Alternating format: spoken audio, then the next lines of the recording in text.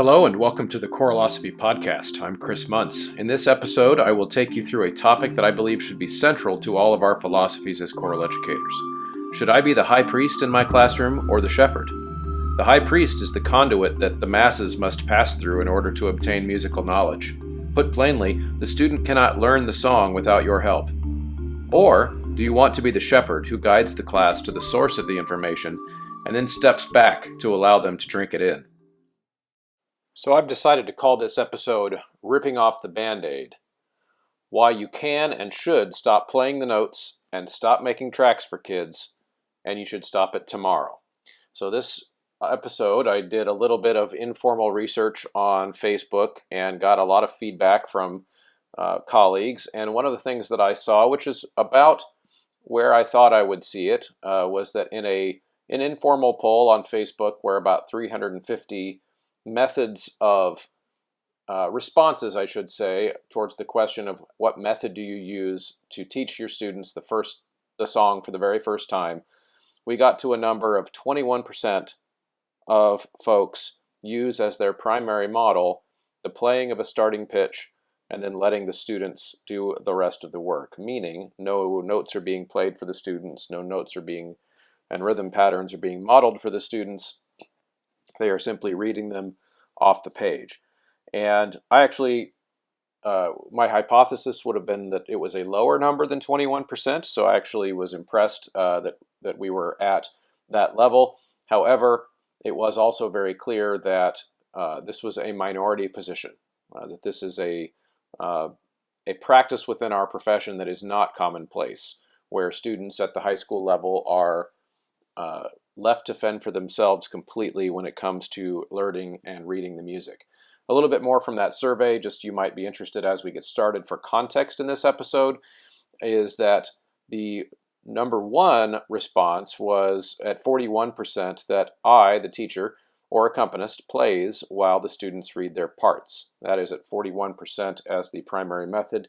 Then 16% of respondents mostly wrote teaching or vocal model or call and response, and 13% I make or buy rehearsal tracks at home for at-home practice. 9% the choir reads along with the performance track for the first time.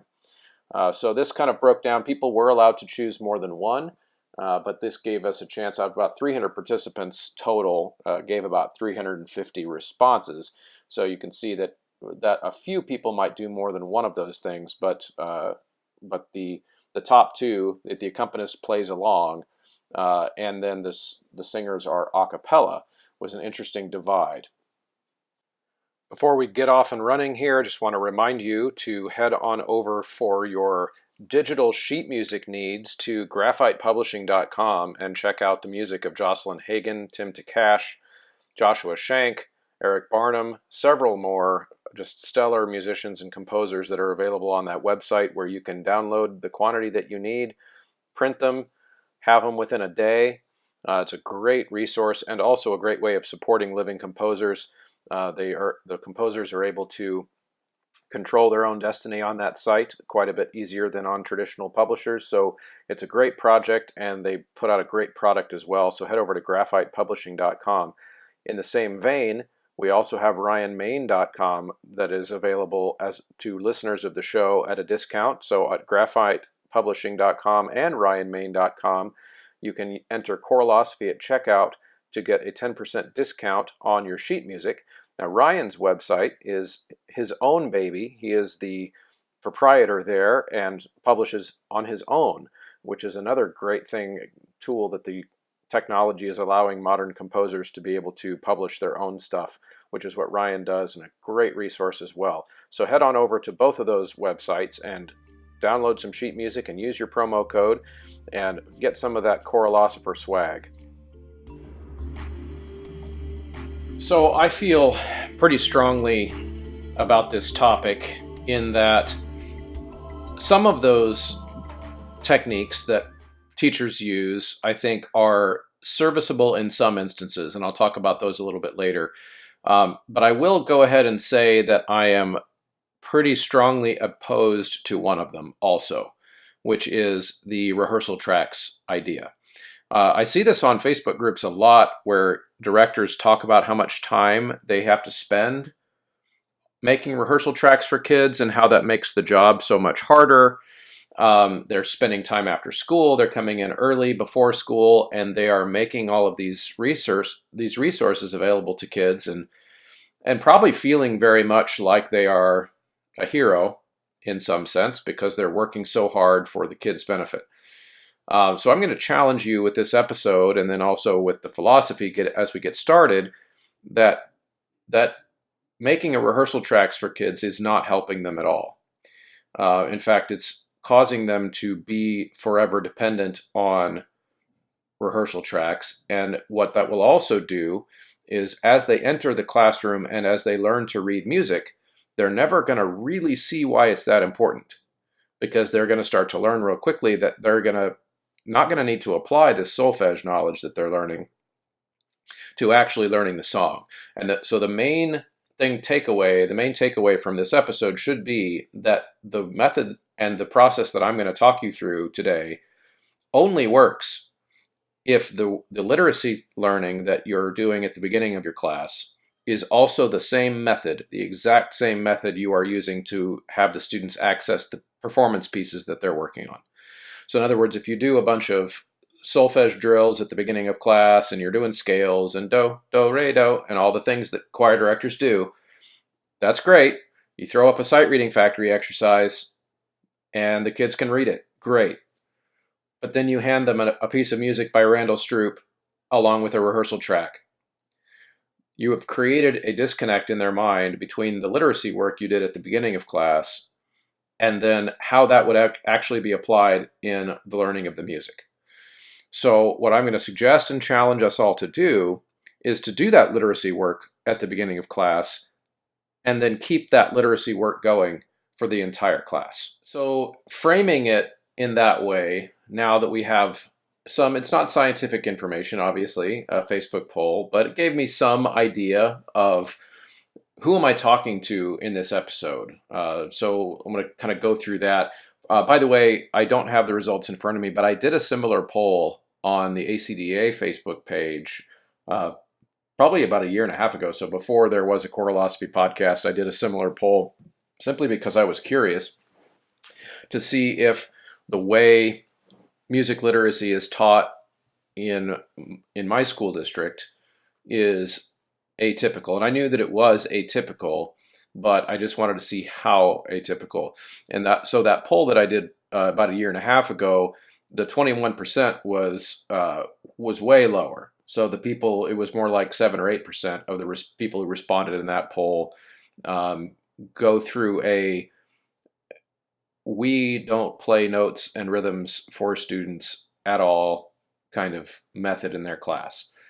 So that it is a rare thing. So this poll came in a little bit higher, so I thought that was interesting. So I want to start out before we get too much into the weeds here of this episode, and it's how to, because there will be some how to steps for those of you who are compelled by this idea. Is it possible for my students in my situation to be a cappella sight readers all of the time? And I would say that yes, it is to any of you, no matter where you come from. But the first question we have to ask ourselves is, would you, or do you even think that's important? Which I can't make that decision for you, nor is that the purpose of this episode. This episode is a passion of mine because I believe very strongly in the power of music literacy for students. And I will go ahead and make a couple value judgments in that there are lots and lots of ways to skin a cat, as we've talked about on this show before. There is no one right way to do everything. That being said, I will make a few judgments as I see them. And of course, as always, also on this show, you're free to respond choralosophy@gmail.com or on the Choralosophers group. If you disagree with me, let's talk it out. But here's one of the judgments that I will make from the way I see it. If the students hear the music prior to having to sing the music, then they are not sight reading. At some level, they are mimicking, they are responding. So that's one.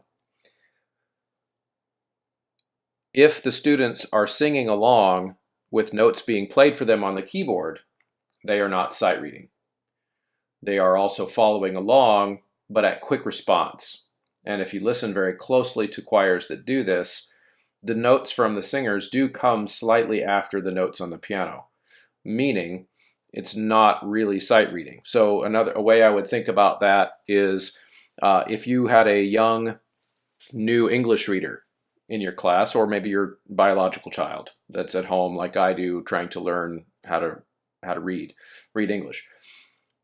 We would sit there next to them with the See Spot Run book, or whatever it is, and the child then reads the words slowly, but we are reading them out loud slowly with the child. We might do that as one of the preliminary steps to help them read, but we would not turn around and then say, "Good job, you read the book," because they didn't read the book. They followed along with a guide, right? So the question is, if you could wave a wand at your classroom and fill it with readers, true readers, meaning they are not getting the information played for them prior or during the exercise, would you? If you could wave a wand at your classroom and fill it with readers, would you? Is independent literacy, truly independent literacy, a worthy goal? Do you want that in your classroom? Forget about, for now, whether or not you think it's possible. Do you want that? If there were methods that work in order to achieve this, would you want to know? Would you want to know what they are, even if they are wildly different than what you currently do? What if it took you years to get your program to that place? Would you have the patience? If there were steps that a person could outline for you that would get you to a place where on the first day of school, a group of kids who have had your class in years past could get a starting pitch and sing 6 to 8 part a cappella music for 45 minutes without ever touching the keyboard. Would you want that? Because if the answer is yes, then stick around for this episode and we will talk about some hows. If you don't want that, then this is where I would get to the next bit of maybe some disclaimers. If you don't want that, I would argue that you're not teaching literacy. And we could have a conversation about scenarios and types of music making where literacy is not the goal, and those are completely valid. And we'll talk about some of those scenarios where learning to read music at sight is not the primary purpose of the learning experience at that moment in the classroom. Although I will make the statement, and I hope to defend it, that literacy should be the primary method that we use in our classrooms because of all of the other methods and ways of learning music, auditorily or visually. A music reader can be empowered to leave our purview, leave us as the teacher, and go access a world of music with no one's help. Whereas if the only method is rote or call and response, then they will always need somebody to teach them the song. And I think that our students should experience all types of literacy. So some disclaimers. I know that not everybody starts in the same place. I completely recognize that. So some of you might be thinking, yeah, but with my feeder system, these are some comments I saw on the poll. I don't have a feeder system that's going to teach kids to be able to do that on the first day of school. They have no oral background. What does do, re, mi sound like? They have no idea. So there's no way we can start that on the first day of school. We have other things we have to teach them. And I recognize that. So in my situation, here's how I would explain it. I get kids, and this is a privilege, I get kids who, for the most part, already know the terminology. So that's how I would describe the readiness of my ninth graders. They know the terminology for the most part. And I would say because our school system allows kids to join choir really with no prior prior to high school requisites, other than they can fairly fluently match pitch. So if I go boop and they go boop, then they could make choir. That's oversimplification, but if they can match pitch, then we probably will be able to put them in a beginning level choir. So we do have some of those brand new to choir kids, but for the most part, they've come up through a feeder system and they come preloaded with what does a quarter note look like? It most of the time gets one beat, a half note most of the time gets two beats. They've sung scales and solfege up and down, and they kind of know the hand signs. Like if you were to ask them, show me re, they could show re.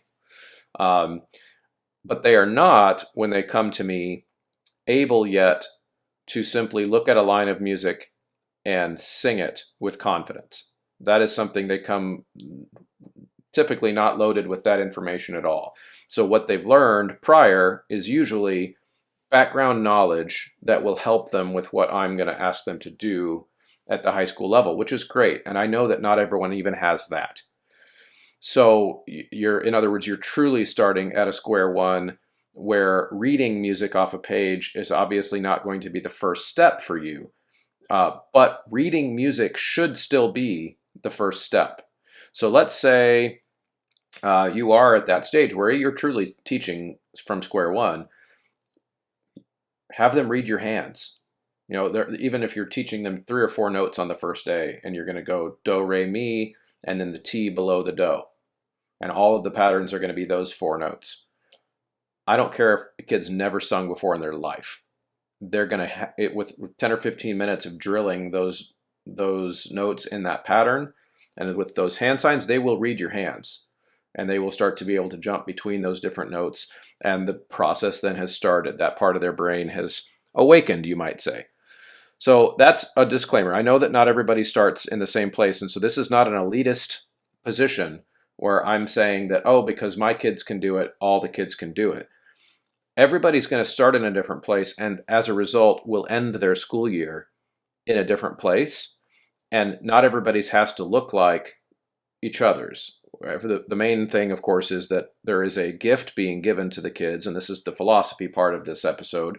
I believe that's important for all kids of all backgrounds to be given the gift of literacy, and true literacy where they don't need your help. If we can give them even a little bit of that, then they then have the tools to access music of all types of languages and cultures and backgrounds whenever they want to. And that feeling of power, I think, is something that hooks kids on choir in a way that is underestimated in the profession. I think that a lot of focus gets put on, can we get them to smile and laugh and have fun and sound good in the first week of rehearsal or the first month of rehearsal, that is the primary goal. And I would say that that's important. You should look for opportunities in your class period for that. But giving them the gift of being able to read the music so that they accomplished it without you is another way to prevent you from having to recruit. Because once those kids feel that power, they get hooked. They really, really do. So that's one. So I also recognize that there are some teachers who have structural barriers in place to keeping kids in choir for multiple years. And the process I'm going to talk through in this episode is dependent upon your ability to keep the kids in choir, because you're going to make progress. They're going to become literate within one school year. But to get to the point where I described, where you've got a group of kids coming back to you for a second, third, or fourth year, so they're in a more advanced class and they can rehearse that 6 to 8 part a cappella piece, polyphonic, no notes being played for them, and just have an a cappella rehearsal on the first day of school. For that to happen, you're going to have the kids coming back, because that is not a 1-year process. In fact, that's when we started doing this where I teach, that was a 3-year process. It was the beginning of the 3rd year that my kids could do that. Because those were the kids that by the time they got to the advanced group had been doing that since they were 9th graders, and they were used to coming into the school day or the choir class and starting every single day with a cappella sight reading. And then by the time they get to the advanced group, that's just what you do. And they don't have any frame of reference for what it feels like to have notes played for them first, so they don't have that hesitation of waiting for the information before they sing. They just dive right in. So I understand that that is not possible in every situation. I would still argue, though, that it's that getting the students as far as they can towards that goal before they leave you and go off into the world or to their next music class is still a valuable thing. I also recognize that there are some types of music making experiences, and I hinted at this before. This is another disclaimer. There are some types of experiences in music where literacy is not important. And so this episode is not meant to demote those other ways of learning music in importance. For example, improvisation is very important. All students in music classes should experience improvisation.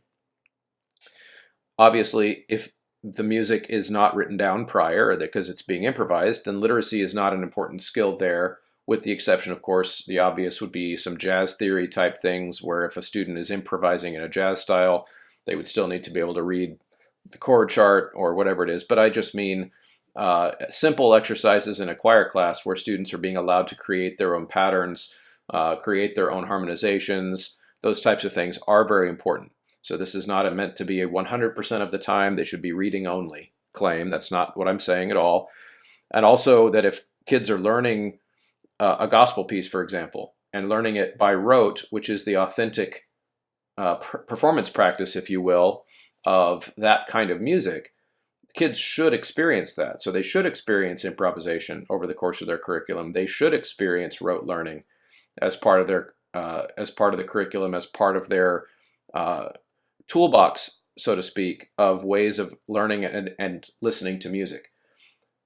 My simple thesis, though, is that those should be relatively peripheral because they require a teacher or to be present for them to be things to be facilitated.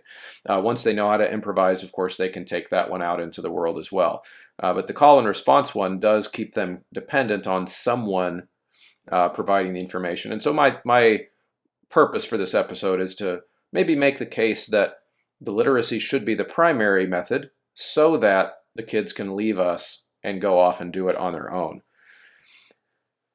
So my claim is that literacy opens the door to empowering students to learn without us.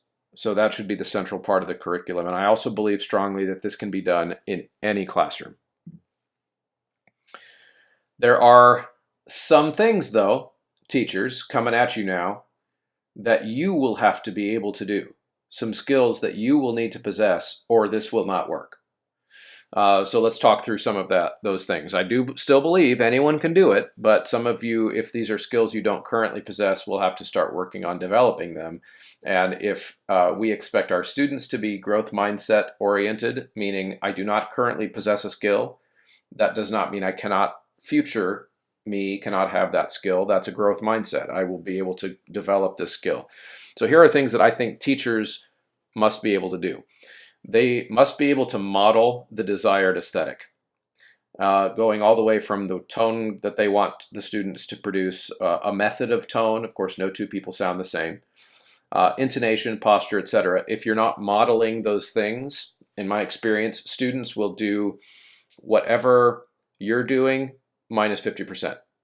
So if you want them to sing do with a vowel present, and then you can model it in an exaggerated way like I just did, and they will sing do where their lips are partially moving. They're going to do whatever you do and then half until you bring them all the way.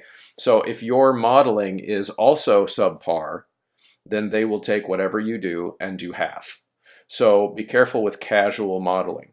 That would be my first piece of advice, is develop the habit of modeling the way you want them to sing. And that goes all the way, like I said, from the body alignment to the resonance that you want them to try to create at some point when they're getting better and better, so they have an oral model.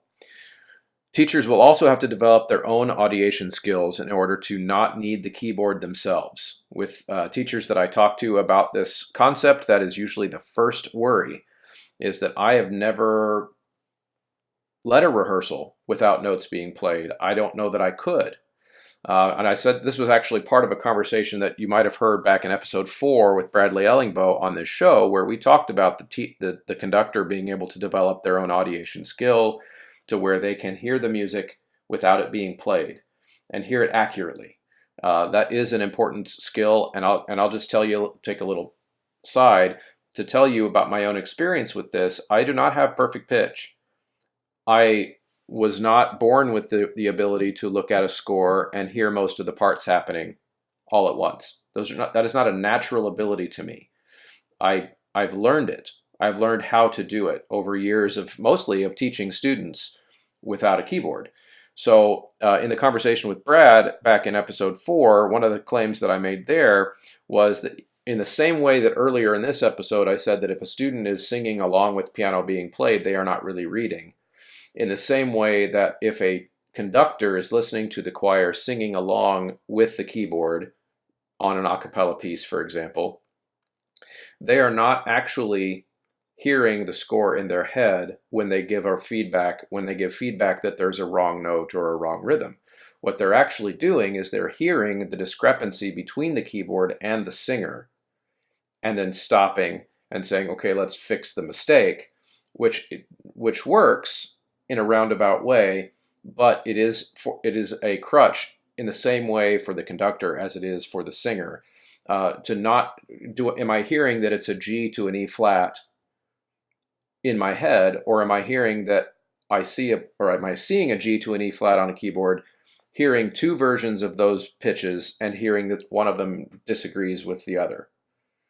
Because I would say that a lot of people can hear if a singer is singing one note and the piano is playing a different note, and they will hear that as dissonance, or they will hear that as a discrepancy, and then they will hear that a mistake has been committed. However, if no one is playing the correct note, can the conductor still hear whether or not it's correct? That's what I meant in episode 4 when I was talking about developing that skill for audiation. And guys, I was raised the same way most of you were in choir, where the notes were always being played. Our poor accompanist in high school, I remember this still so vividly, that she frequently would have bloody fingers, literally bloody fingers, from playing so loudly and forcefully all of our pitches all of the time as we were sight reading, and that was her full-time job, was to play those pitches for us so we could learn the songs. Even while attempting to sight read them with solfege or whatever it was, we were getting that auditory feedback the whole time, which is, at the time, was probably best practice. The profession hadn't moved to this next level yet. I knew of almost no one that's my age, 40, that learned to read music a cappella in a public school. So, or in any kind of high school setting. So I was raised that way too. And my first years teaching were also with an accompanist sitting at the keyboard. So I went through probably 5 or 6 years of teaching in the way I knew, which was the way many of us, as that poll result showed, many of us do teach, with the keyboard being a huge part of the rehearsal. So it wasn't until 5 or 6 years in when actually having an experience of having to lead a choir where there was no accompanist available for the first time in my life. And I don't have the keyboard skills to play all the notes. So for the first time in my career, I had to lead a cappella rehearsals and start to figure out how to do that. And by the end of that school year, that was the best choir I'd ever stood in front of. Because their ears were developing at a much faster rate because of the lack of the information coming from outside of their brain. It's the best way I would say that. So the teacher has to develop that skill too, and that will happen gradually with the students, believe it or not. The teacher also has to be able to learn to anticipate when students might make a mistake. So you're looking at the exercise ahead of the kids in order to give feedback quickly and accurately, because when the mistake happens, the feedback needs to come really quickly while the wrong note is still in their head. So let's see if I can demonstrate that. If you're watching on the YouTube channel, you're going to have an advantage in this episode. If you're not, I encourage you to go back and scroll through the YouTube version of this episode, because you're going to see some more visual aids on that for this episode. Let's see if I can demonstrate this. So one of the things I try really hard not to do is to resist the temptation to sing the correct version of what they were supposed to sing. So if the student, for example, is asked to sing from the sheet music, do, re, mi, do, and let's say that's the correct answer, right? But instead, the group sings do, re, mi, do. Then my response very quickly will be, what note is this? They will have just called it do. And so a lot of times the students will come back and say, do. And then while it's still fresh in their mind, I'll say, sing the do from the beginning. And then they'll go, do. And then I've got them, because then I can see in their eyes that they have just realized their mistake. And so then I'll go back to my original question, what note is this? And they'll finally sing, re. And then I'll stop them and I'll say, okay, so what was your mistake? We sang, then they'll say, by that point they've got it. We sang re instead of do, but called it do. And then I go back and make them sing it correctly. So I'm responding. So for example, the temptation to avoid is do, re, mi, do. And teacher goes, do. Right? If once you do that, then it turns the part of their brain off that is trying to work out internally what the note should sound like before they sing it. And that's really the critical skill that we're developing when we're teaching literacy. So we resist that temptation, frequently asking, like maybe another way I would do it would be just to sing do. What note is that? And they'll finally say re. And then what I might say in that example that I gave before was, on which beats should you have heard that pitch? Well, beat 2 would have been the only answer. How many times did you hear that pitch? Well, I heard it twice, so something's wrong, right? So making them go through that process, and those are teacher skills. Those are teacher skills to put the onus on the students as much as possible. Okay, so let's recap some of the principles and some of the steps. You can see here, again, if you're on the YouTube channel, part of the PowerPoint that I've made to go along with this show. If you're not watching on the YouTube channel, I will make the entire PowerPoint available on the Patreon page for subscribers over there so that you can see it. So patreon.com/choralosophy if you'd like to see the whole resource. Or some of the resources, again, are embedded in the YouTube video, so I encourage you to check those out. So let's recap. I've hinted at some of these things before, but the first step is rip off the Band-Aid. Do this tomorrow. Do this in your classes. Get them singing something they've never heard before, a cappella, with only a tonic as a reference. And again, we've already kind of gone over if your situations could all be so different that could look like learning the major scale on the first day. But doing it by reading it off your hands is really, really important. Step 2, choose the level of music where your students can be successful. Now, this is really important. You don't want your first sight reading experience to be a failure and that everybody knows it's a failure, including your students. So make it simple enough that they can access it, and this is where framing it for your students as a success is so important, because they need to know that you acknowledge that this is not as exciting as some of the songs we sing at a concert. This is a process that you're going to start so that you can start reading the songs that you do at the concert. This is a long process, and just starting with square one. And so it starts with something that you think they can nail on the first try. Include silent singing or audiation into the reading time. This is important also. So as part of your reading, you're giving them the opportunity to first have audiation defined for them as hearing pitches and notes being played in your head. Give them an opportunity to stop and think during the sight reading exercise of what the next note will sound like. That could be a very simple showing a hand sign and then asking them to sing the next hand sign before having heard it, right? Or it could be play some notes on the keyboard and ask them to sign back what they heard. So you're developing the ability to recognize and translate into their heads to that solfege. Number 4, hold firm to the expectation that they can remember and hear pitches in their head. So don't play the tonic a second time. You will be tempted, if this is new for you, is to go to the keyboard and keep reinforcing it for yourself and for the students. But I've never encountered a classroom where somebody in the room didn't remember where the tonic was, so wasn't able to recreate do. Let them know right away that the answer is going to come from somewhere in the class. Even if you get lost track of as the teacher, sometimes might lose where do is. That's okay. Ask the kids. I've talked to many inexperienced teachers at a cappella rehearsals that have talked about this. Like, well, what if I forget where the tonic is, or what if I can't hear it anymore? And I'll always just say, ask the kids, and don't be ashamed of that. Like, somebody in the room is going to remember it.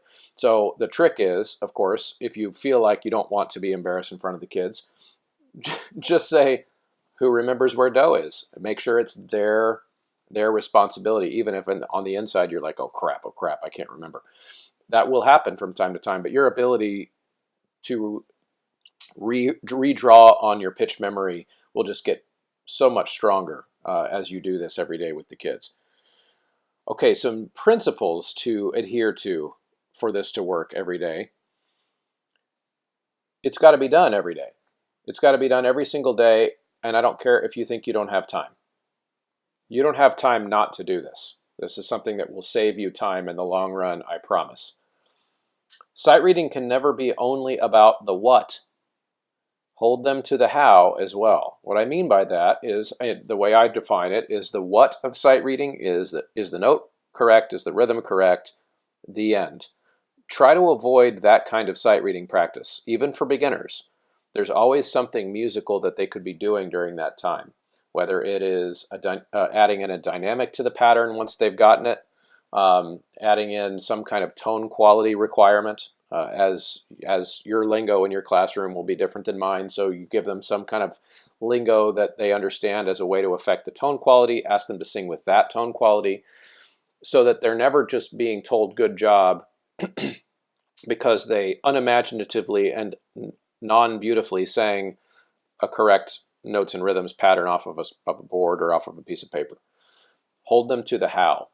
So one example of how I do that is I require that the students use a balanced onset on every single attempt. And this is one that gets missed by a lot of people, I think. So a balanced vocal onset, I call it being connected to the breath. That's my lingo with the kids at school. But what I'm really talking about is that it's a balanced onset where air is not escaping before the noise starts. So you hear this a lot, especially in young girls, but also young boys if they're deciding not to be very brave, and you hear and so in that case, what I ask them is I start training them right away. I'll stop them because that was an unacceptable onset, and I'll make them do it again, and I'll ask them, what is the first noise you hear? And then they start to tune their ears to, well, the first noise I heard was actually and so then we'll talk about the biology and the physiology of that. Well, what happened was air started flowing through your vocal folds. It created a hole between them because the air pushed them apart. And then you tried to fight upstream and get your folds to touch and sing later. And you can't do it that way. You've got to get the air to start at the same time your brain tells your body to start the pitch. It's a timing. It's a coordinated onset. And so I make them do that from the very, very beginning of the year. And what I've discovered over the years is that it does a lot of things for their vocal technique because it builds those habits in, but it also does wonders for their ability to sing the notes and rhythms accurately, which that might be counterintuitive. Like, how could there be a connection between that and the other? Well, this happens all the time. So let's say we're in the key of F and I've got freshman girls, sopranos and altos that are typically, as you know, breathy from about a G to a C or a D oftentimes when they're first starting out. And I've got one group singing do and the other group is supposed to sing so, which would be a C, right? So the group trying to sing the C frequently will actually sing an A and call it so, even though that's me. And so what I'll do is, if it's a breathy, air escaping tone, is I won't even address with them that they sang the wrong note. I will address with them how they were singing. I'll ask them, what did that sound like? They'll say, oh, it was breathy. Do you know how to fix that? Yes, I know how to fix that. So let's fix that. Now sing so. And by coordinating their onset in almost every case, the C comes out next and not the A. And I didn't even address the wrong note. Well, that happens because they are now singing with enough resonance to where they can control the pitch. And so they're, in the first instance, when they sang an A, their brain believed their body and took them to a place that was comfortable with their current method of phonation. They knew what the right note was. They just second guessed it because it didn't feel comfortable because they didn't have the ability with that breathy onset to reach the C, so they automatically went to an A. And they fixed the note then while they're also fixing their how to sing. A couple other principles here. Don't let do drift. Don't let the tonic drift. So once they are singing with a balanced onset, their intonation as an ensemble will also become a lot more solid. Because they're under control of the instrument, and as I just explained, they're going to be more accurate. So as a choir, they will start to drift away from the tonic. They'll go flat. It's another thing I hear about on Facebook groups all the time, and the question is usually related to, how do I get my choir to not go flat? And I don't usually answer that question on Facebook groups because the answer has taken me already 40 minutes to explain. My kids rarely go flat. Doesn't mean they sing everything perfectly and everything beautifully, but we usually end in the same key that we start in. I would say probably 93% of the time we sing anything, we're staying in the same key because of all these things. And it's too hard to explain that on a Facebook group. So you get all kinds of other answers that I think are quick fixes and band-aids. But ultimately, if you're teaching them to sing with a balanced onset, hear the pitch in their head, always remember where do is, then it is just harder and harder for a choir to drift out of tune when they have all those skills.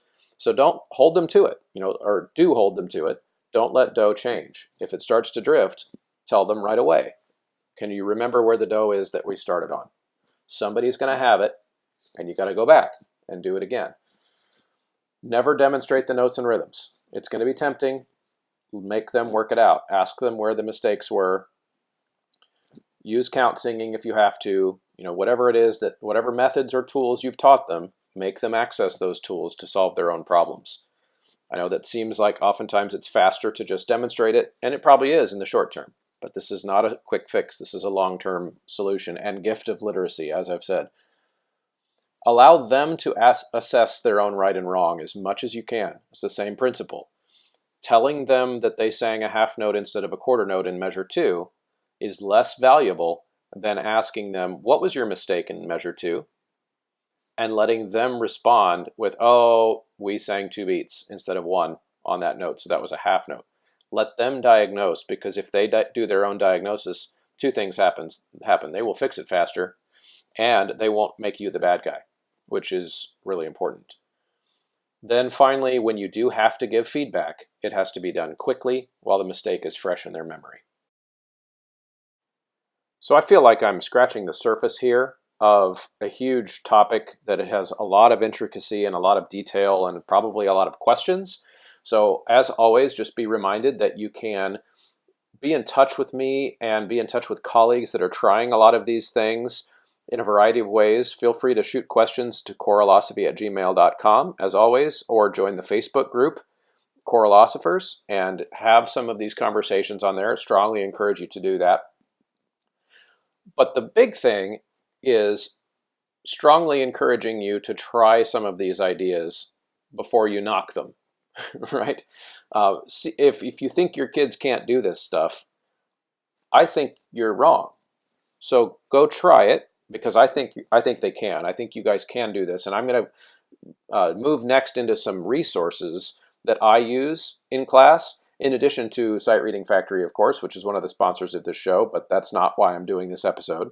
I encourage you to use your Choralosophy promo code to get your Sight Reading Factory membership. That helps me out a lot, but I am affiliated with Sight Reading Factory because I use it every day, and I have used it every day now for 7 or 8 years, probably, way before I got a podcast. So I believe in it, and I believe in some of the tools they've built in there because they work. They work for the way kids read, the way kids see, the technology, all of that. So head over to Sight Reading Factory and check that out. But that's not my only resource.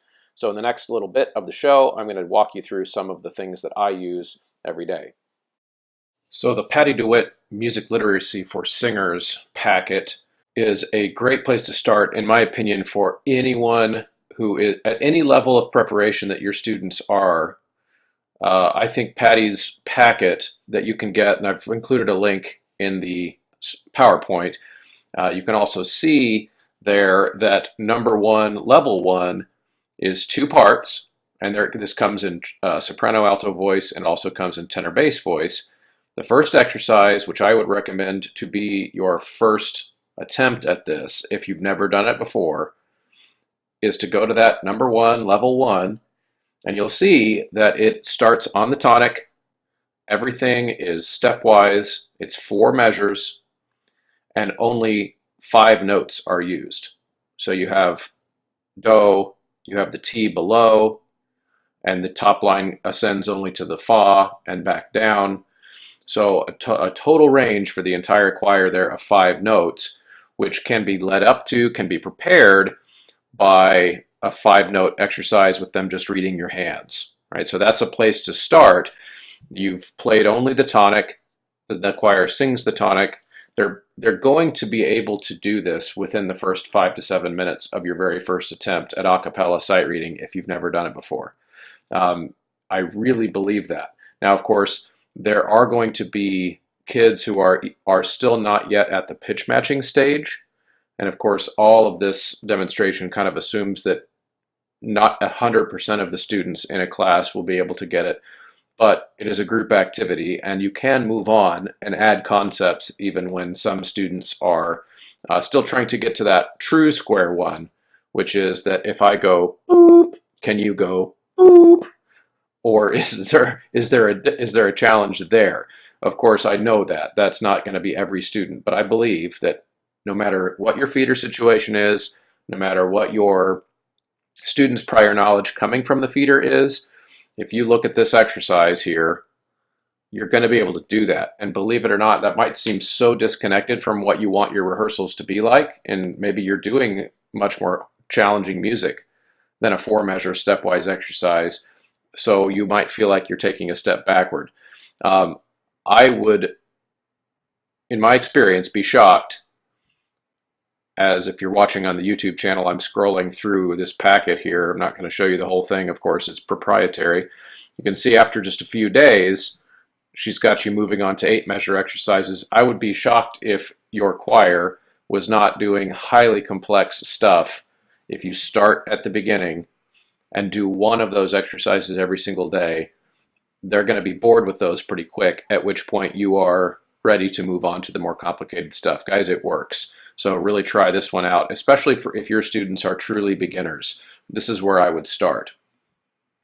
After 3 or 4 weeks on the Patty DeWitt packet, again, in the scenario where maybe you believe that your students are not ready yet for all the time a cappella sight reading, then I would put you in the category of somebody whose kids are still very new to this. And so what I would suggest is, after maybe 4 weeks with say a beginning level class, so a freshman or maybe 8th grade class that has never done a whole lot of a cappella sight reading, I would stick to that Patty DeWitt packet for about that time, about 3 to 4 weeks.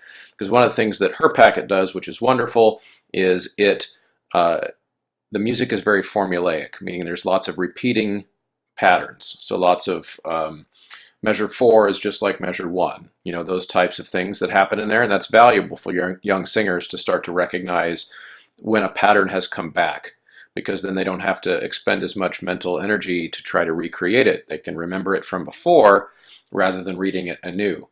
Once your kids start to get pretty good at those, though, I would start to shift about 2 to 3 days out of each week. Again, that is assuming you are getting to this 5 days a week, which you should be if you have class 5 days a week. Then head over to Sight Reading Factory and start mixing in some of those exercises. And one of the big reasons why is they are less formulaic.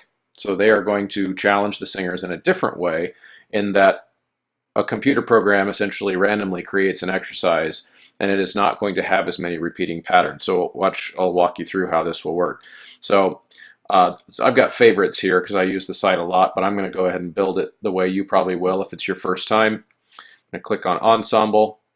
I'm going to click on Choir Multi-Part. And I'm going to start out here at level 1. Let's have a soprano voice and a tenor voice. Doesn't really matter. Okay, I'm going to choose a time signature.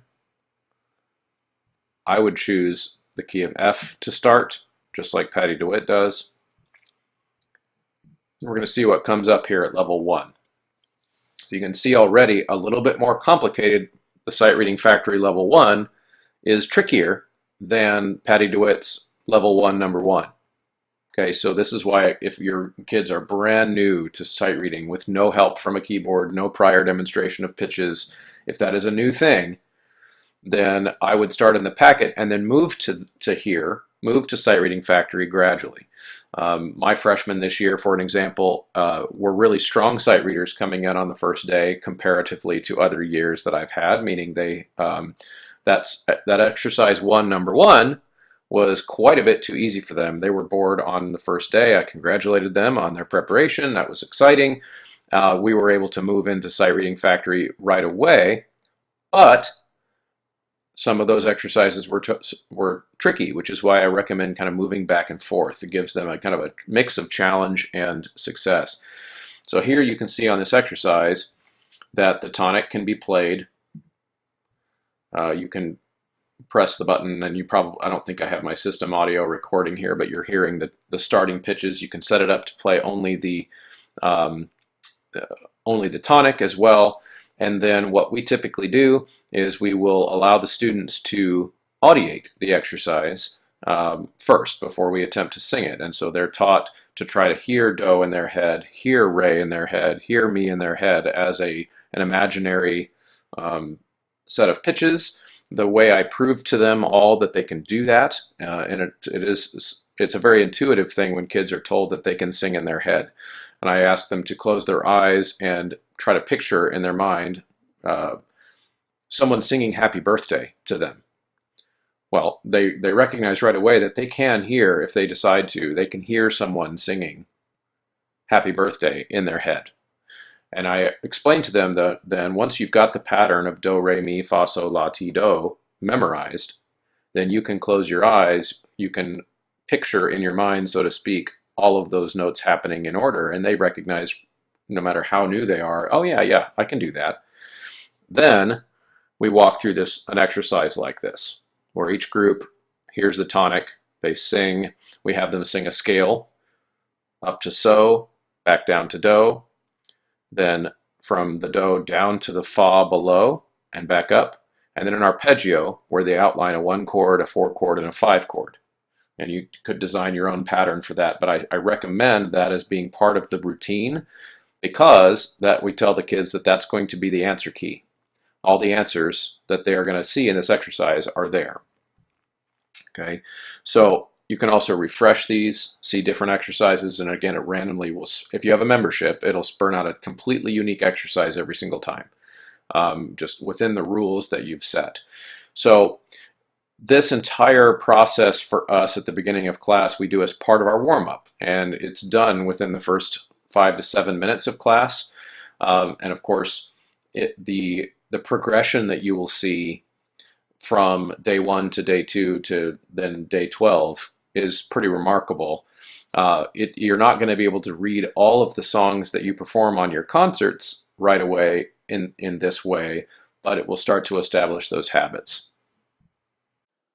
And we will finish out with a little treat of the audio from my students at the high school on the first day of school. This is my advanced group during the school day, sight reading from Sight Reading Factory on the first day.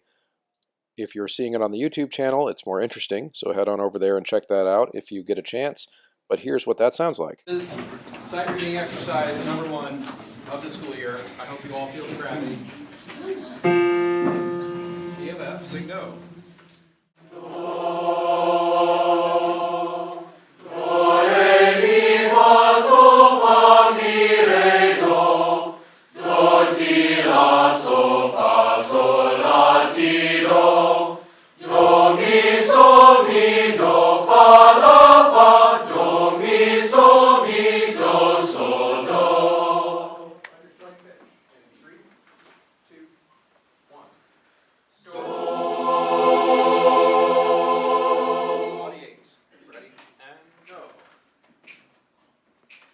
Now you can see and hear that they are in their audiation part of the exercise, where they are using their hands and trying to hear their line before they sing it.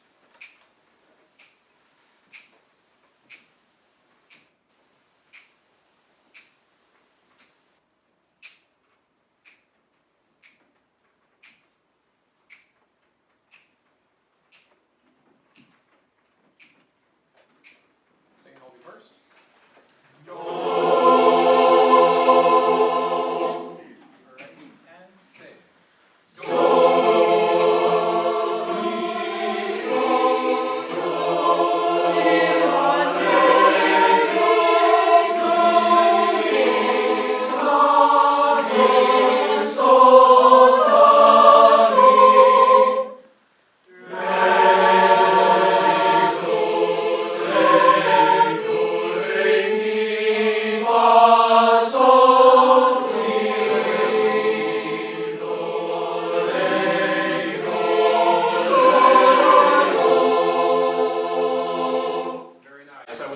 One-syllable word related to summer that we will sing on this exercise. Jenna, go. Sun. Sing the exercise on sun. Take out the solfege and continue to use your hands and sing sun. 1, 2, ready, and go. Sun.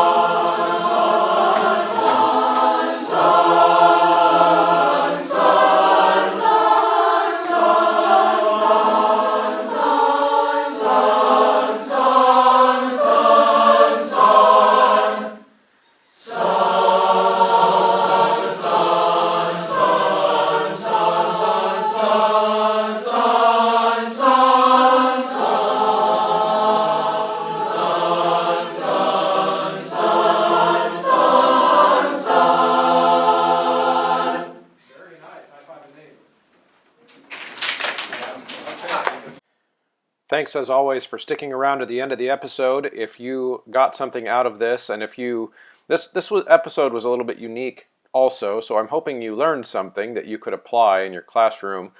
And I was thinking in this episode too, the feedback that you provide me with is even more important than normal, because as I said earlier, I feel like this is just scratching the surface. There's probably so much more that needs to be talked about. If you've never done this before and you need help, I want this to be a resource. So if you have ideas for me of what you'd like to hear next on this topic, I could always make a follow-up to this episode. So let me know what questions I left lingering. I tried to be thorough with a process, but without you sitting right in front of me with your questions, it's hard for me to tell what else you need to know. So thanks for listening all the way through, but if you've got more questions, please send questions to choralosophy@gmail.com or ask them on the Facebook group Choralosophers. If you are enjoying the show overall, there are a variety of things that I would love for you to do to help. The easy ones: like and share when you see the posts on Facebook or on Twitter, retweet them, leave a rating in the app and a comment in the app. Those are actually built-in ways to increase the visibility of the show within the apps you use to listen to podcasts. And of course, if you want to support the mission directly, you can go to patreon.com/choralosophy. And for as little as $3 a month, you can be an official choralosopher and get patron-only content on there, including the full PowerPoint from this presentation, this episode today. So you can see that and have that as a resource forever if you go on the Patreon and join for as little as $3 a month. That gets you access to all of that content. And there's a few other swag levels on there you can check out. So the big thing, though, is share and keep listening.